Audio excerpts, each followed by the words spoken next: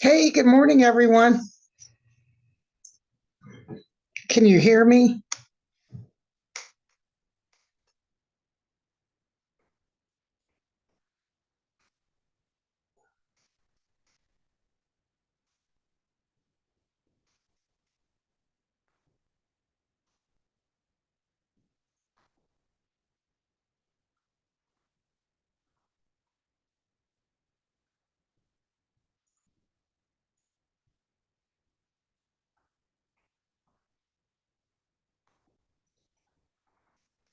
Good morning, Renee. Good morning. How are you doing? Can you hear me? Yes, I can hear you. Good. Thank you. I'll mute mine and Yes. wait until the others get in. Yeah. Okay, thank you.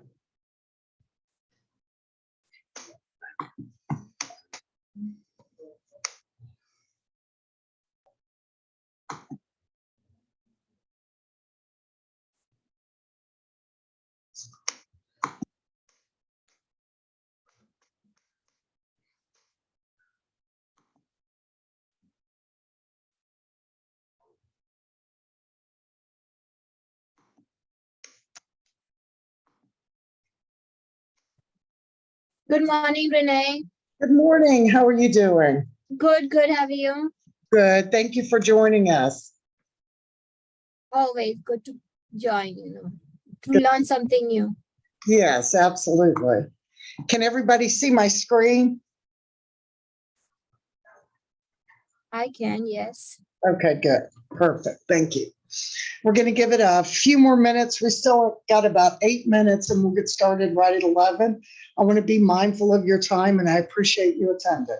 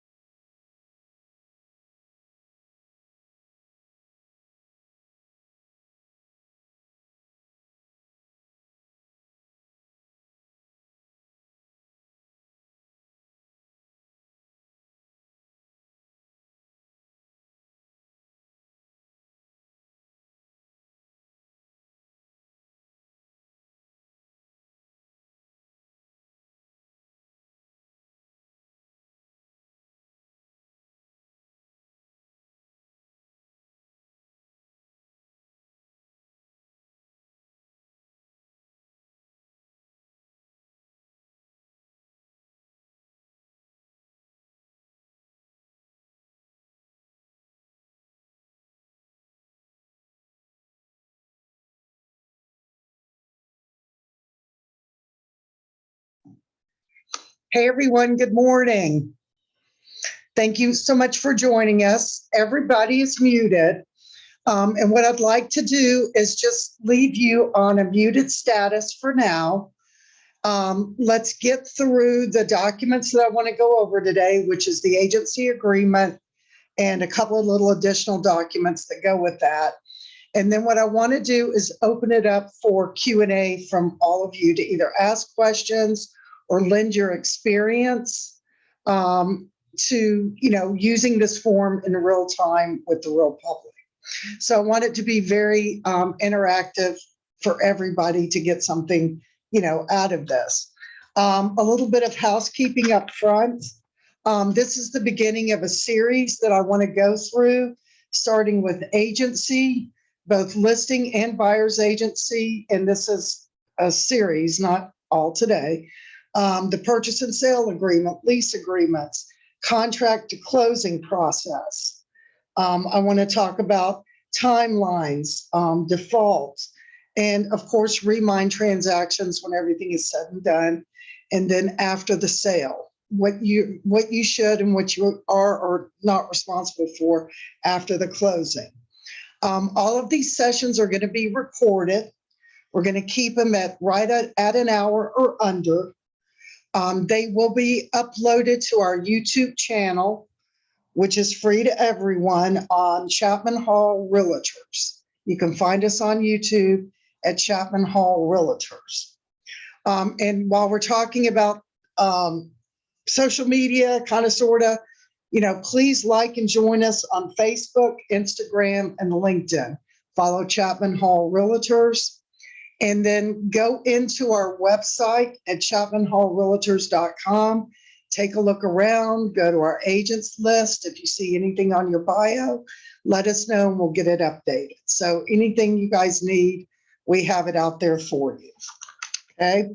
So let me open our first form, which is the buyer's agency agreement.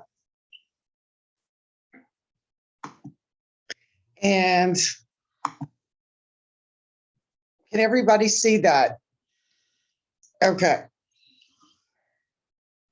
So first of all, everybody needs to understand that state law prohibits a broker from representing a buyer as a client without first entering into a written agreement with a buyer. To best protect yourself and to create a client relationship, you need a buyer's brokerage agreement. There are several. We prefer to use the exclusive buyer brokerage engagement agreement for a couple of reasons. Big word, exclusive. It means they are only working with you to purchase. And as we go through the syllabus here on this document, you'll understand why exclusive is very, very important. The first thing I want to get into is the term of the agreement. Now, some people say, I only work with a buyer, for 6 weeks or 6 months or whatever. What you need to understand when creating the term of this agreement is that it pretty much depends on the buyer. There's a lot of extenuating circumstances. It depends on the buyer's situation, and the housing market and inventory levels. So if everything is in a negative, you probably want to make your buyer's agreement a little longer than normal, just simply to be able to service them based on inventory needs. And if we're in a hot market, you might want to maybe take it down so that you feel that you're not restricting trade. Everything can turn into a personality conflict at any given moment. And buying a home, always remember, is an extremely emotional experience for all parties involved. So just keep that in mind when you create the term. Okay. Next thing down the line is I want to remind everyone, the only agency that Chapman Hall and Chapman Hall companies do not offer is dual agency. You cannot represent a client as a seller, and you cannot represent a client as a buyer. Typically, you work with the seller as a client and you work with a buyer as a customer. That avoids dual agency. Okay. Dual agency, and people have said this, but I don't know if it's true or not. Dual agency is illegal in Georgia. I would just take that on the chin and just avoid it because it can get you into a lot of trouble unless you become simply a transaction broker, but that's for another day. The next thing I want to talk about regarding these new forms and regarding to a lot of people that came up in the industry as a buyer's agent. You know, one of the things that we used to do in the past, I worked for companies that dealt exclusively in buyer's agency, is that our tagline was, it's not going to cost you anything to work with us. Our services are free, which is true if the seller's paying the commission, but times have changed. And I think all of us have seen a reduction in co-oping commission, which is due to sellers kind of saying, well, wait a minute, why am I paying you and a buyer's agent? And one thing is constant in our industry is there's always going to be change. So if we can get ahead of the curve and present to our customers and our clients our value and our worth, then this will become no different than a listing agreement. And on a listing agreement, nobody would go and put a house on the market without it. A lot of people don't look at this agreement that way, but you need to take a hard look at it. This is pretty much about how agency exists and how you're going to get paid down the road. Okay. The next thing I want to get into is going down to further explain the duties. Hold on, let me page down. Okay, this is pretty much explains what you're responsible for. And I'll paraphrase this, but basically exclusive real estate broker in locating and to the extent as requested by the buyer, negotiating the purchase or exchange of real property on behalf of the buyer, filling out a pre-printed form contract for the buyer's review and approval. The buyer is not a party to any other exclusive buyer brokerage agreement, and all such previous agreements, if any, have expired or not been renewed. Very important that you explain this to your buyer, and we'll get to that in buyer default. So, because like I said, I want to leave a lot of time for Q&A. So as we move down through this, the next thing I want to get down to is we'll talk about commission in a minute, is to the protected period. Where is it? Right here, Section D, protected period. Now, the protected period is a term of the agreement that extends past either the mutual termination or the unilateral termination by you and your client of this form, okay? And not to tangent off, but so that you understand, just by taking it out of the MLS does not cancel an agency agreement. Please write that down. Taking it out of the MLS does not cancel an agency agreement. Okay, so worst case scenario, you can't find what they're looking for, they're not happy, it's a personality conflict for whatever reason. There comes a time when you're going to have to cancel this agreement, and possibly early. So you need to understand your rights as the broker, and you need to understand the buyer's rights as a buyer. And this kind of pings off that protected period. So what I want to do is to open up, first of all, the mutual termination of the agreement. Okay, you have two choices on canceling this agency agreement. You have a mutual termination and you have a unilateral. No one can see the form. Do you have it pulled up? Yeah, I'm Okay. working on it right now. Jennifer Holly just called in and said no one can see the form. Okay, hold on. All right, folks, I can see you all. Can you see the form we were just working on? If so, raise your hand. Oh, no, share the You can't see the screen of the one she's talking about. Don't see it.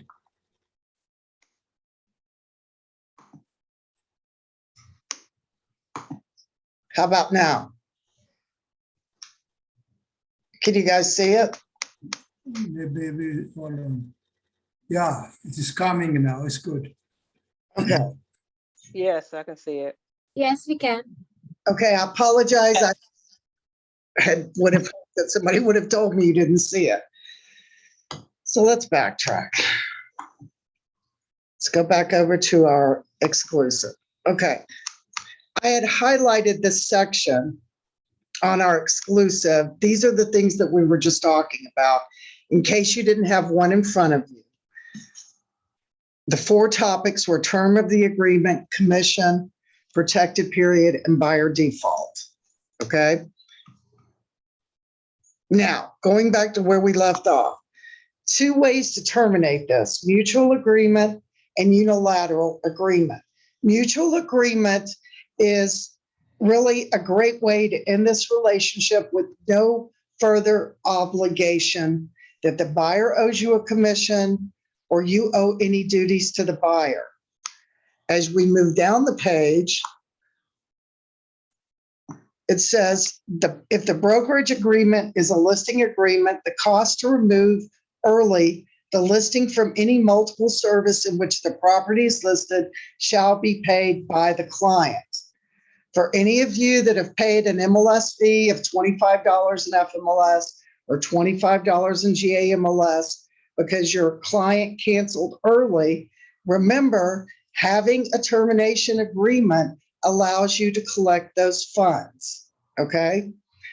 Further, upon mutual termination of the agreement, the party shall have no further rights or responsibilities to one another other than the following, which the parties agree shall expressly survive the termination. And you have choices: simultaneously end it, they pay you a fee, they pay you a finder fee, whatever you work out, it's done on this page, okay? On the exclusive buyer's agency agreement, if you want to add a stipulation referring to termination, I think it's a good idea to go over these 3 forms together with a buyer when you're initiating an agency relationship. Further, on this final page, effective upon entering into the agreement, brokers do hereby release one another from any and all claims, period. Mutual termination, you're done. It's over with. All right.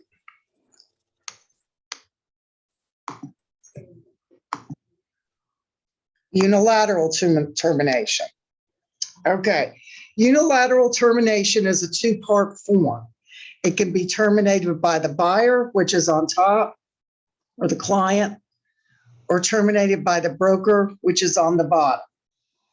In both cases, in both forms, there's language in here that applies to the cost to remove the property if you're a listing agent, which is paid by the client. They're on both forms.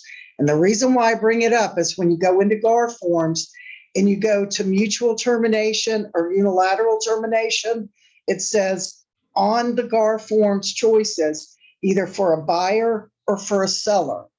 The forms are identical. I don't know why GAR did that. It's a little bit confusing, but there are only actually a mutual or a unilateral, and it applies either to a listing or to a buyer's agency. Okay. So on a unilateral does not let the buyer off the hook for paying your commission. Okay. Regardless of why it was terminated. It could have been a personality thing. It could have been, financing, whatever. It could have been anything. But under an agency agreement where you're collecting commission, the buyer is obligated to pay that commission if you don't collect it, the difference thereof, or the whole amount from the seller at closing. It protects you in earning what you've done. Now, you can always negotiate that. These are always negotiable. If you want to take a flat fee for expenses, you can do that. But a unilateral termination does not release the buyer from their obligation in terms of default. Now, further, if a broker terminates an agreement, then that would be you terminating or firing your buyer or coming to me and and I complete the form for you. Either way, it doesn't matter. It does not release them from their obligation of paying the broker a commission. So that's why it's very, very important when you're working on your exclusive buyer's agency to include these two forms. Okay. You can use these forms as a tool to keep your clients loyal, number one. And I mean that by, let's say as an example, you meet with a buyer client, they're a little hesitant about signing anything. You've explained to them, look, I can't work with you. I can't really show you property unless you sign an agency agreement. But I'm going to go ahead and I'm going to include a mutual. Okay. A mutual agreement would allow you to walk away completely.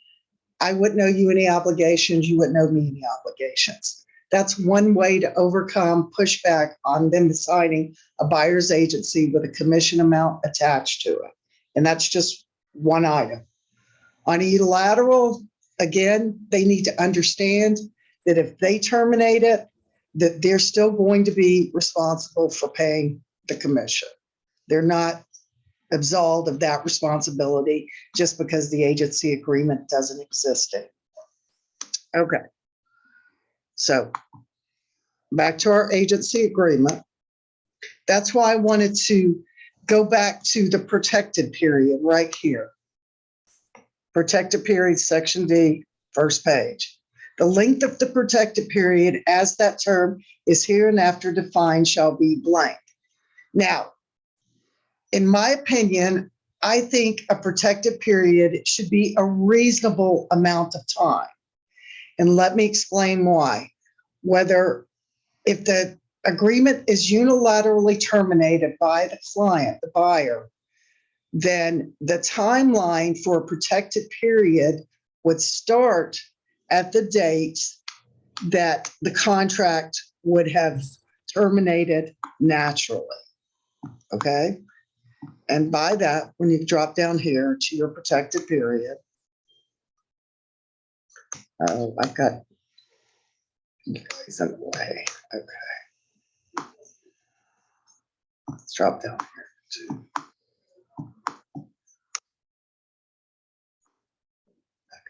Sorry. My tech issues are evident this morning. Okay.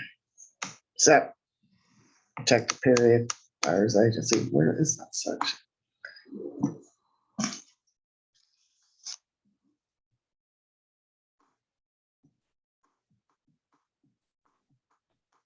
Okay, so let's go down here to back to the commission. And again, going over this agreement, and we talked about it before, the commission. And the reason why I wanted to explain those two forms before getting into this is so that you would have an understanding when completing this form, how much commission do you charge? You know, all things considered, it should be, again, go back to the circumstances of that particular buyer when you're completing this form, because 2% on 800,000 is a lot more than 2% on 250,000. Okay. So as an example, let's just say I'm going to charge 3%. And if a seller only pays me 2%, then you're going to be responsible for paying me that 1%. It's going to freak the buyer out. Okay. So have that understanding and how you present it based on the price point that they're looking for. Okay. The other thing that I want you to consider with the client is their ability to purchase. You know, if you tack on an additional 1% based on this agreement and are non-negotiable about it, then they might not be able to qualify. The lender may deny it. The lender may not allow you to get 1%.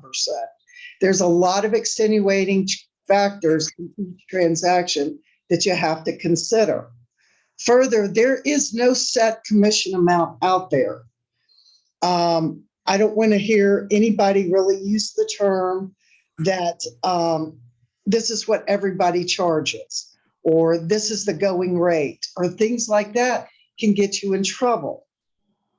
Okay, so what you want to describe to them is your value of services and what you can offer them and negotiate from there. And again, those are a lot of factors: price point, services, length of time. These are all unique to each individual buyer. So don't try to turn the form into a template. Okay, just kind of think about it in the situation that you're working with it. So the protected period will then fall under when they would owe you a commission. The commission's going to come into play only at closing. Okay, so again, we've got to get to closing to get there. And the protected period, in my opinion, should probably not be something ridiculous like 6 months or 30 days or whatever. It's really and truly only the properties that you showed them that you would be protected under. It's not every house they see during that term period.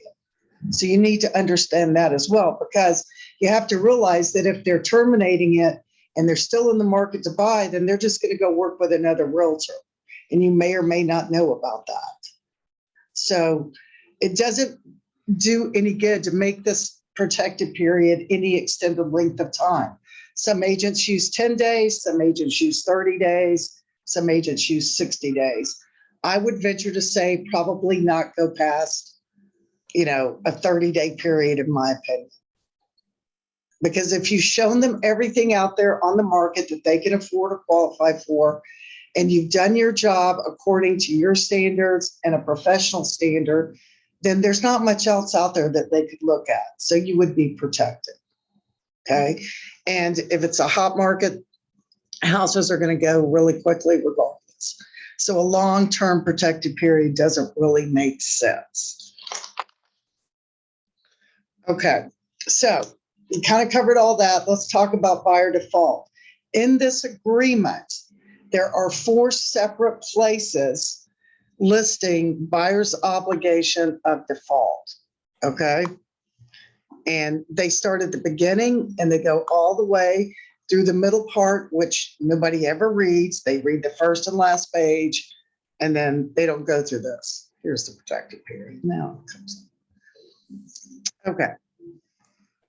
If everybody can see that, just take a moment to read it.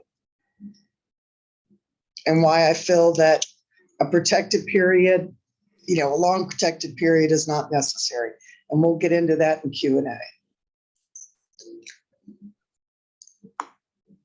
Okay, further, going back down to buyer default. Buyer default comes in when you have to enforce this. And again, based on the mutual or unilateral termination of this agreement would be how it would be determined. First of all, in order to get paid, they have to close the deal. Okay, so that means that you're going to have to track them on the houses that you showed if you feel that they are either, the buyer's trying to cut you out of the deal or the seller's trying to cut you out.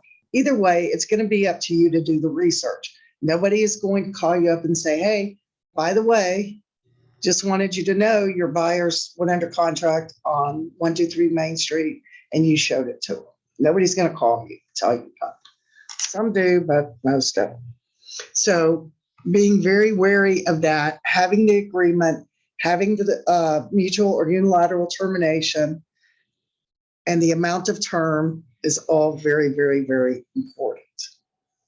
So that was kind of a quick overview, like I said, to keep brief, because what I want to do now is kind of open it up. Let's go back to our screen.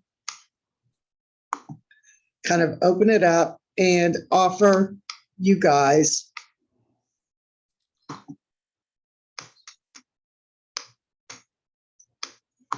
the ability to ask some questions.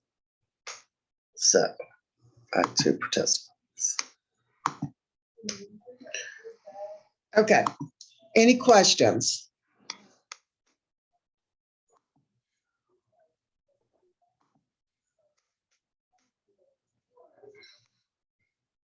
Can anybody hear me?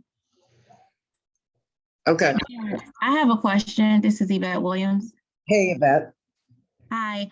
And there's a couple questions in the chat if you didn't see them too. People were putting questions as we were going. But how do you actually collect the fees that a person owes you? I've never had to do that. What is a proper way of going about doing that? Like if you do a unilateral or a termination or mutual, how do you go about collecting the money? Well, basically, the broker has to collect it first and foremost because it's the agreement with the broker, not the agent. If you've done all of your work properly and the buyer understands their default and their responsibilities, then they would be obligated to, my mind escapes me, I've lost it this morning. They would be obligated to pay that commission to the broker. Now, are we going to chase them down and sue them? And, till we get our commission? Maybe, maybe not. It depends on the situation. And I'll be honest with you, we're not a litigious company. We've never sued anyone for commission. The responsibility is going to basically fall upon you to get it all the way to closing, because that's how everyone's going to get paid. Now, a default whereby, let's say they terminate the agreement or they don't terminate it, and they go and they start working with another agent who also has them sign a buyer's agency agreement. We don't have a fight with that other brokerage. And the same with us. If we have a buyer that signed an agreement with another brokerage, default falls upon the buyer to pay the commission. So you're not going to have brokers duking it out like we used to in the old days, saying, you owe me a commission, that's my client, that's not my client. And in a lot of cases, procuring cause may not even apply, because I've seen agents that, will FaceTime a property with a client coming in from out of town and call it procuring cause. Well, it is to the extent if you're under an agency agreement with that client. If you're not under an agency agreement with a client, there's nothing to fight over. You don't have a chance. So, you can show them online, you can, take them to a house, open it up for them, show it to them, and they come back around and buy it from another person. There's no fight there for a commission, only if you have the agency agreement. So in a roundabout way, to answer your question, it would be up to the broker to pursue that. And that would depend on a situation by situation type of scenario. Renee, I have a question also. This is Jackie. How's everyone doing? Hey, Jackie. Now, I was in a class before, and as far as the buyer brokerage agreement, they said that in order for us to probably collect other than, with the broker, is that we probably have to sue the other agent for our commission. Now, how true is that? Well, the agent doesn't pay a commission. Only the broker pays. Sue the other broker. Sorry. Yeah. Well, I've heard that it can be done. I mean, Seth Weissman says it in his classes as well. But I mean, that's something that I would not want to endeavor in without working or talking with my broker first. And again, it's situational. If it's, and I'll give you an example. If it's, somebody that, can't get a loan for whatever reason, and they cancel the agreement, and then, 4, 5, 6 months later, they've gotten stuff cleaned up, you don't have a protective period, nothing's going on, can you go after them for a commission? Is it the right thing to do? It's situational. If you simply have somebody come in and cut you out of a deal, and everybody's mad at everybody, and you need somebody to step in and be an advocate for you, that's why we're here. So I can't, say that it's 100% your responsibility to do that.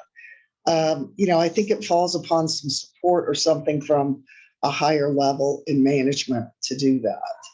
Now, as far as collecting, task fees, such as like maybe covering your expenses for gas or something like that. Are you going to take that all the way to a magistrate court? Probably not.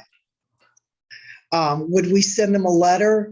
Would we cite the terms of the agreement, absolutely we would on your behalf. But again, it goes back to the term of the agreement and how you're going to enforce it, because these forms don't tell you how to enforce these types of things. And again, situationally, it depends on how far you want to really take it. I mean, it's good, it's bad, you're in business for yourself, but you still work for this affiliate with a broker. Renee, Yes. this is Jennifer Hawley. Hey, Hi. good morning. Hi, question for you. In the private remarks, you see agents, many agents that will put, if I show your client, then you only get paid 1%. How valid is that? Well, again, it goes back to what we were talking about the commission, because in the past, we didn't have to worry about a seller paying a commission. That's a perfect example of reduction.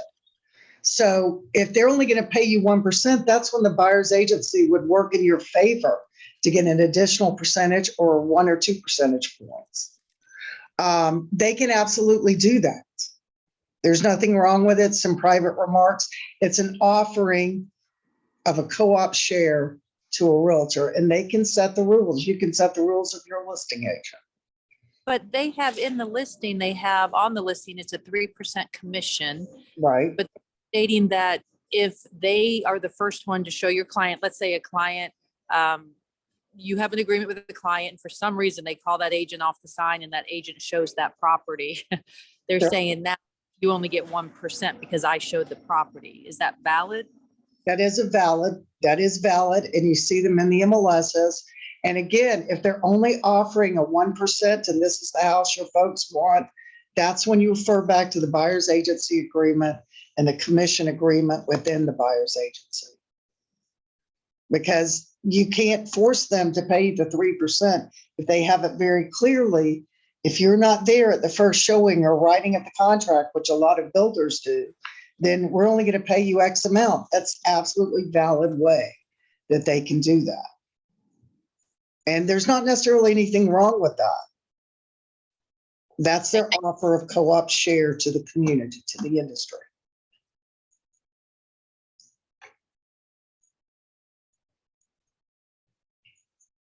Jen, did you have a follow-up on that? No, I'm good. Thank you. Okay.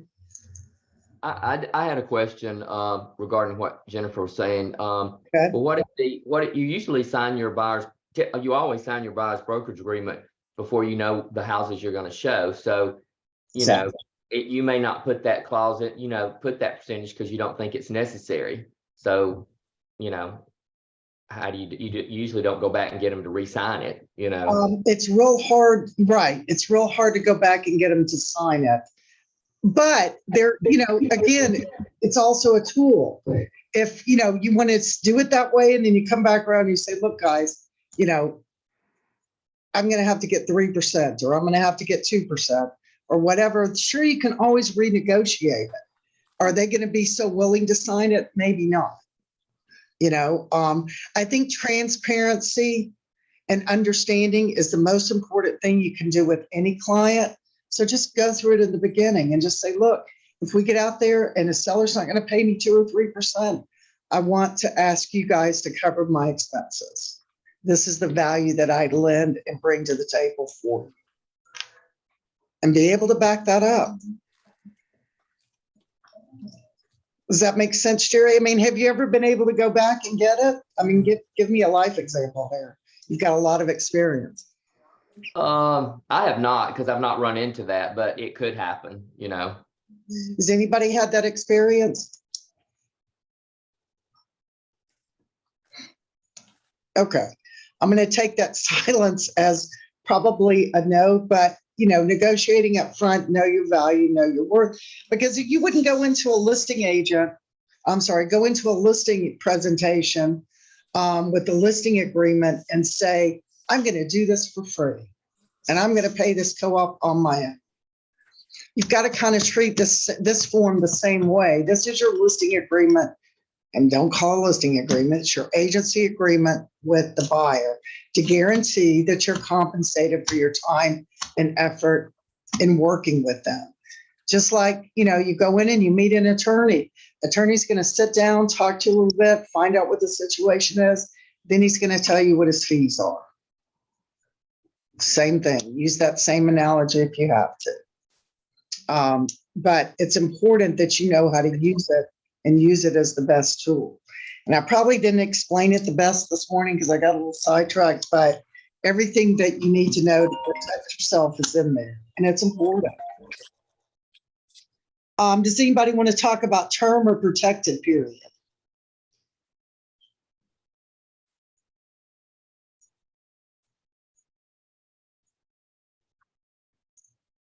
Renee, I have a question. Sure. Hey, Jack. Back to whoever asked the question a minute ago about the 1% that's in the private notes.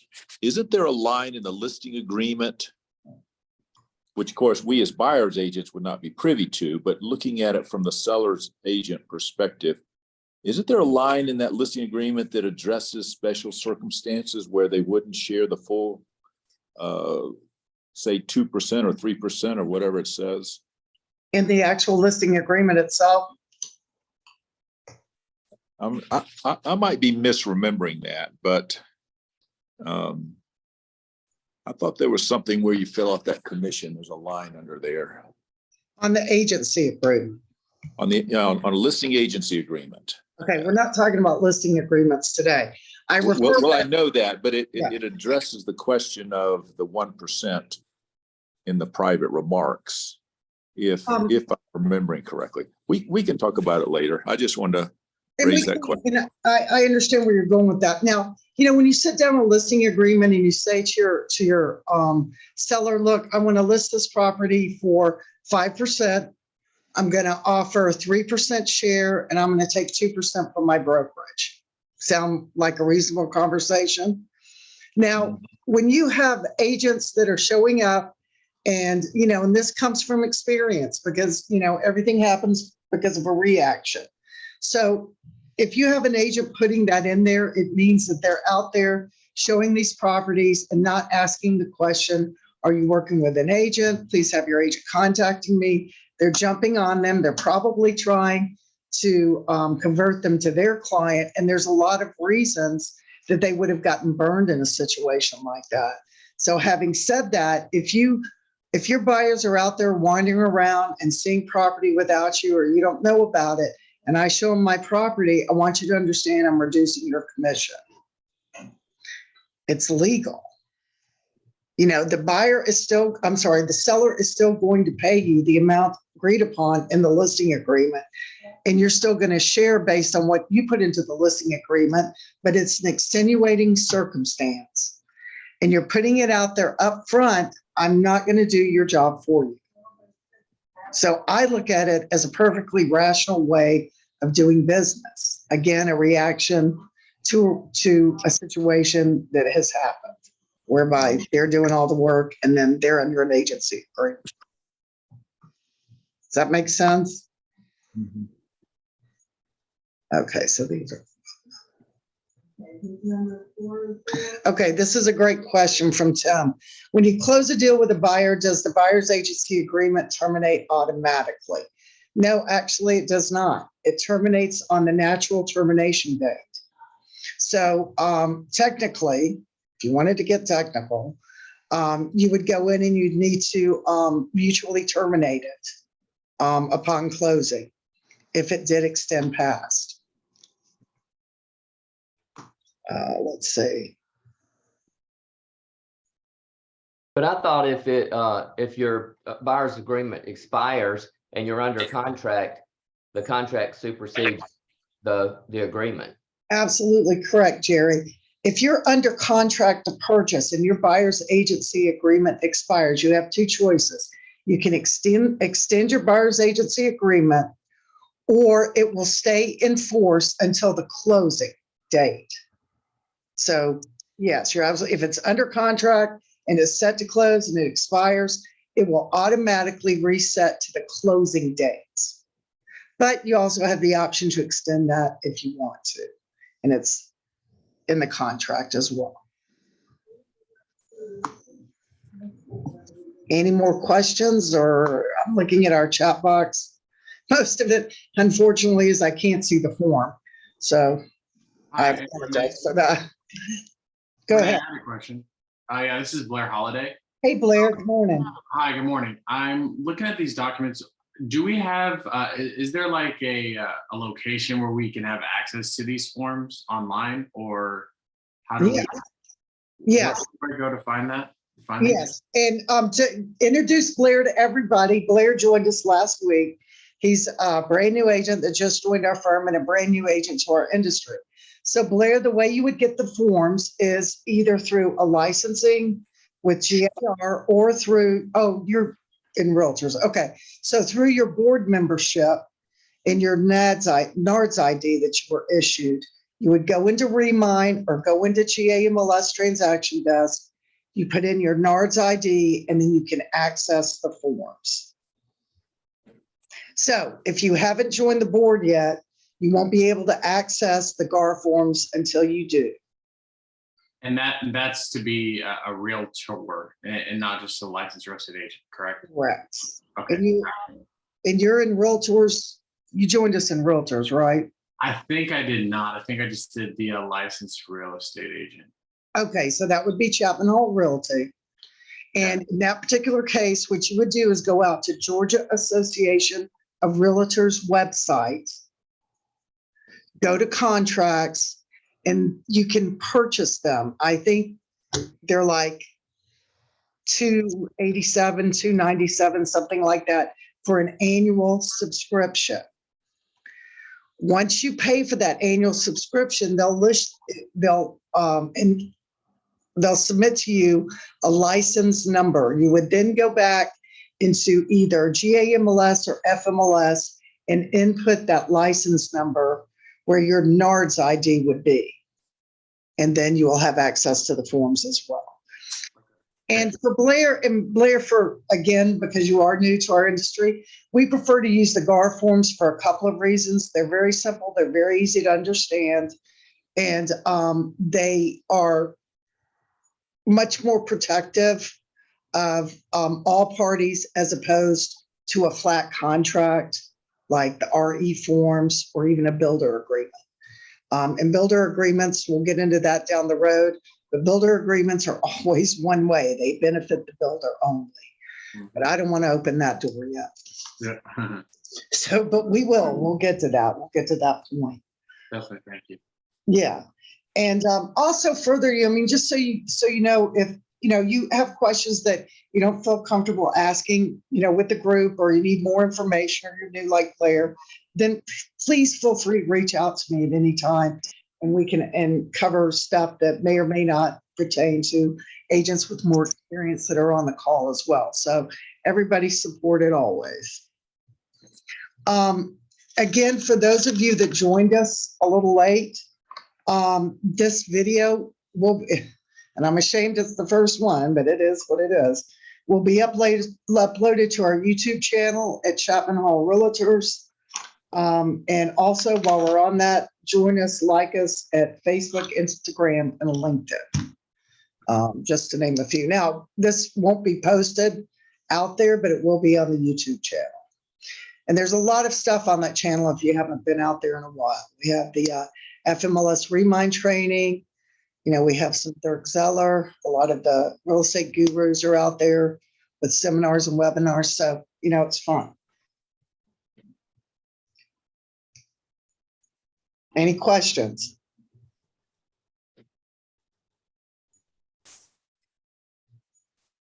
Okay. So I enjoyed this. I hope you did too. Next week, I want to get into the listing agreement. I will get my technical difficulties worked out, I promise. And would love to see you on that call as well. Next Tuesday at 11 a.m. Thanks so much for coming. I greatly appreciate it. And if you need me, call me. Thank you, Renee. Thank you. Thank you. Thank you so much. Thank you, Renee. Thank you. Thank you. Thank you. Thanks, Renee. Thanks. Thank you. Thank you. Thank you.